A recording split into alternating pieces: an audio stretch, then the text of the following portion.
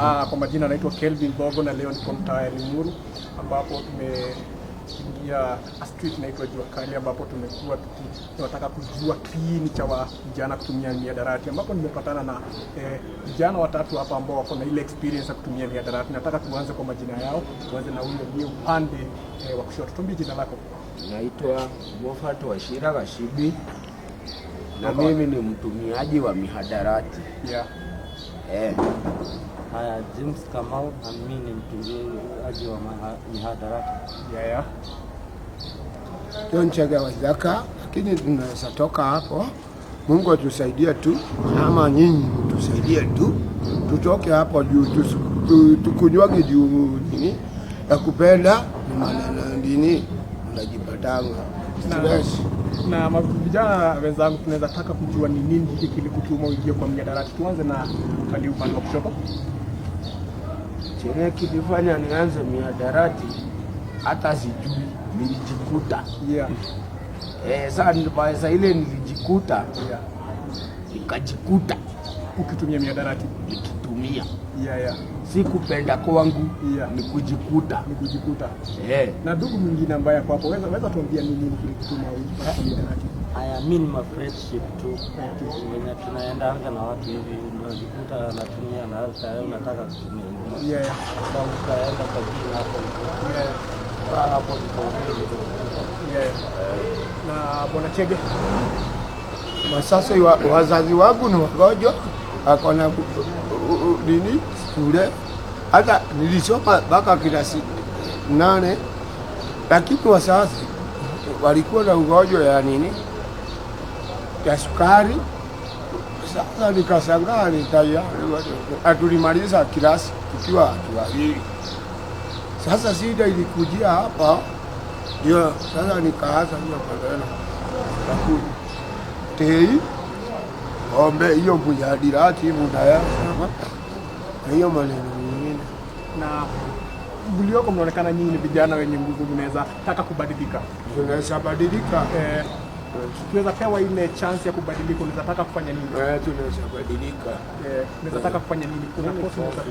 Kuna kosi. Ile kosi mtu atapata tu ndio experience. Yeah. Mtu anaweza anaweza fanya hiyo kazi. Yeah. Okay. Na unaweza fanya kazi gani hasa ukiweza? Sasa yenye ninatamani mimi kwangu. Yeah. Kabla ya hawa mimi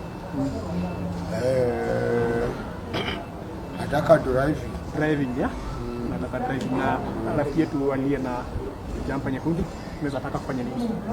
Mimi kwangu naweza taka ile pale hivyo juu mimi nakuanga kwa soko. Mimi nikiweza pata tu mkoko.